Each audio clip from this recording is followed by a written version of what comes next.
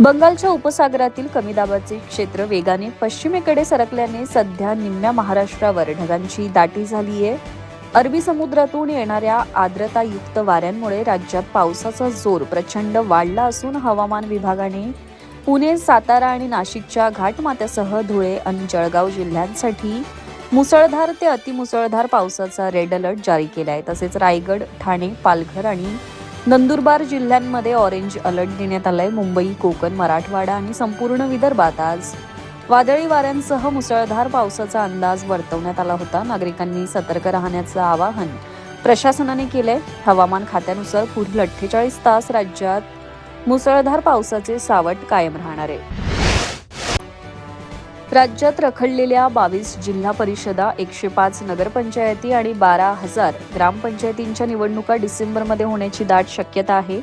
50% आरक्षणाची घटनात्मक मर्यादा पाळून निवडणुका घेण्याची तयारी राज्य सरकारने सर्वोच्च न्यायालयात दर्शवली आहे.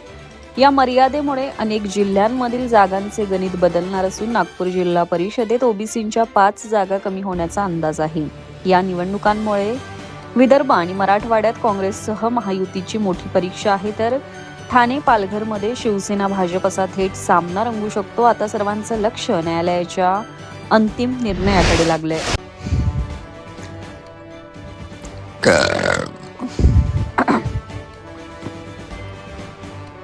भिवंडीत मध्यरात्री कोहिनूर अपार्टमेंट ही 4 मजली इमारत कोसळून भीषण दुर्घटना घडली. या दुर्घटनेत आतापर्यंत 9 जणांचा दुर्दैवी मृत्यू झाला.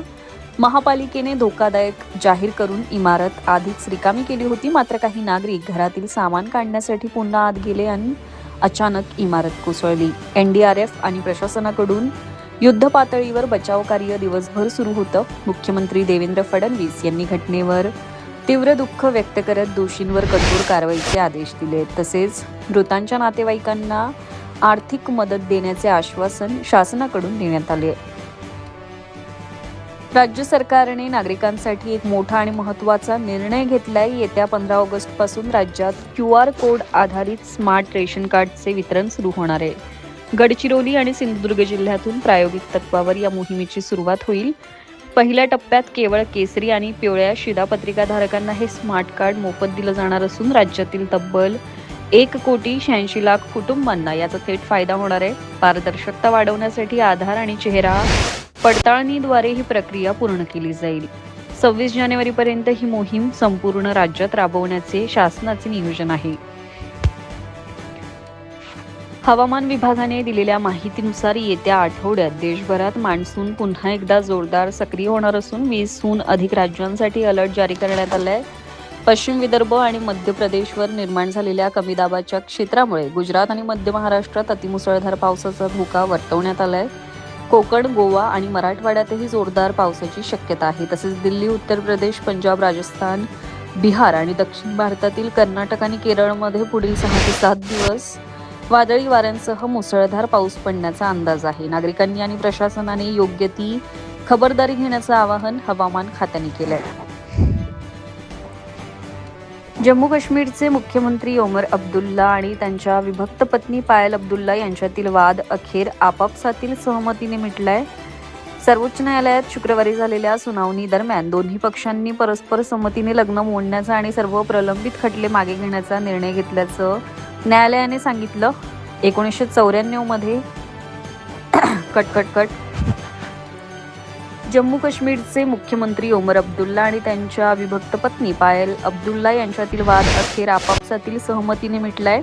सर्वोच्च न्यायालयात शुक्रवारी झालेल्या सुनावणी दरम्यान दोन्ही पक्षांनी परस्पर संमतीने लग्न मोडण्याचा आणि सर्व प्रलंबित खटले मागे घेण्याचा निर्णय घेतल्याचं न्यायालयाला सांगितलं. 1994 मध्ये विवाह बंधनात अडकलेले हे दाम्पत्य 2009 पासून वेगळे राहत होते. ओमर अब्दुल्ला यांनी दिल्ली उच्च न्यायालयाच्या निर्णयाविरोधात सर्वोच्च न्यायालयात अपील केलं होतं. वरिष्ठ वकील कपिल सिब्बल यांनी न्यायालयात सांगितलं की दोघांनीही तडजोडीच्या अटी स्वीकारल्यात. आता सर्वोच्च न्यायालय या कराराच्या आधारे घटस्फोटावर अंतिम शिक्कामोर्तब करणार आहे.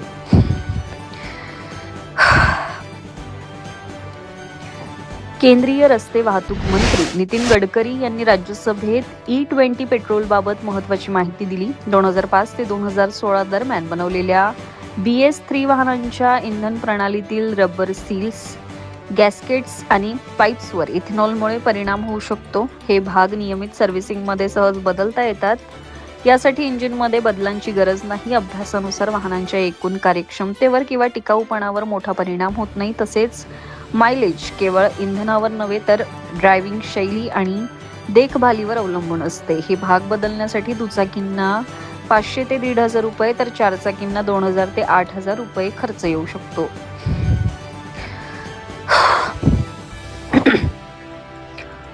स्पेन आणि मोरक्कोच्या सीमेवर असलेल्या सेउटा भागात सध्या भीषण परिस्थिती निर्माण झाली आहे. मोरक्कोमधून हजारो निर्वासितांनी ताराजेल समुद्र किनाऱ्यावरून पोहत आणि ट्यूबच्या सहाय्याने स्पेनच्या हद्दीत घुसण्याचा प्रयत्न केला. या गोंधळात आणि पाण्यात बुडून आतापर्यंत तब्बल 18 जणांचा दुर्दैवी मृत्यू झालाय. परिस्थिती गंभीर झाल्याने स्पेन सरकारने तातडीने तिथे लष्कर तैनात केलं असून स्थानिक प्रशासनाने राष्ट्रीय आणीबाणी घोषित करण्याची मागणी केली आहे. युरोपियन युनियननेही सीमेवर सुव्यवस्था राखण्यासाठी मदतीचं आश्वासन दिलंय.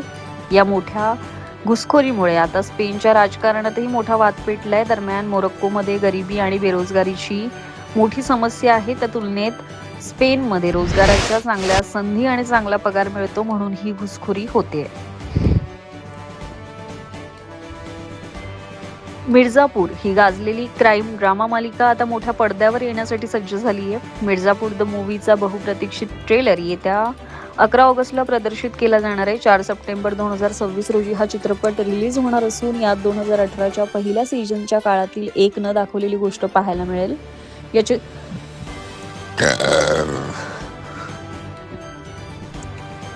मिर्झापूर ही गाजलेली क्राईम ड्रामा मालिका आता मोठ्या पडद्यावर येण्यासाठी सज्ज झाली आहे. मिर्झापूर द मूव्हीचा